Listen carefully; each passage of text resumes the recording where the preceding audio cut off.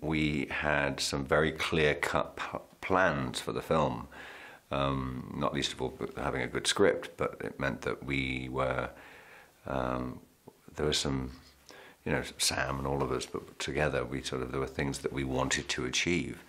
And I genuinely feel like we've sort of achieved them, and thankfully many, many more.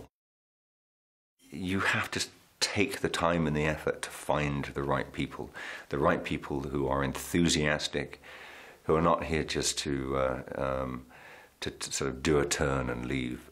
And we've just been blessed with every character, whether it's Rory or it's Ben or it's Ola, you know, it's and I'm just, you know, not forgetting Ralph Fiennes and Javier Bardem, Judi Dench. I mean, it's and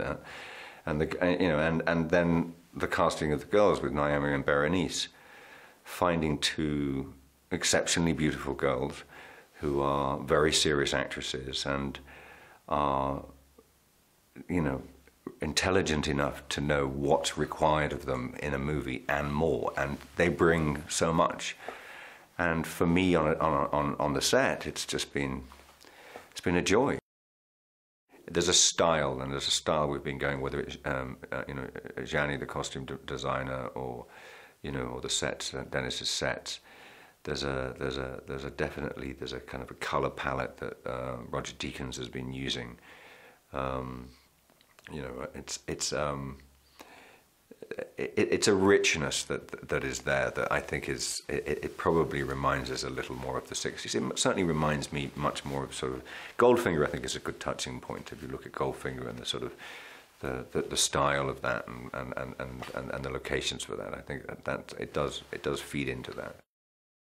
Gary Powell's come back in. We've got Alexander Witt on second unit, and that sort of combination means that we're going to sort of do something special. And all of us, and Gary especially, has sort of had you know, has felt the need that we need to push this movie as far as we could. And you know, we've always relied on the fact that we do things for real in Bond movies, and that's just the way it is. And if there's CGI, it's just to help out as opposed to sort of creating the scene. And I think standing on top of a train, travelling at 50 kilometers an hour, fighting with Oliver Pace, going over a 300-foot drop was probably a standout moment. We talked about Live and Let Die being our first Bond movie we saw in the cinema. We talked about the early movies. We talked about Goldfinger. We talked about the mistakes. We talked about the great things. We talked all of these things. And I felt an immediate connection to somebody who had exactly the same enthusiasm and respect for it that I did. And I thought, well, look, this is, you know, and I deeply respect Sam as a director, and I also knew that it would be, and I said to him, it would be, this is going to be a new experience, and I say that only because I've made two of them, and it was a very new experience for me, and I wasn't prepared, and nothing can quite prepare you.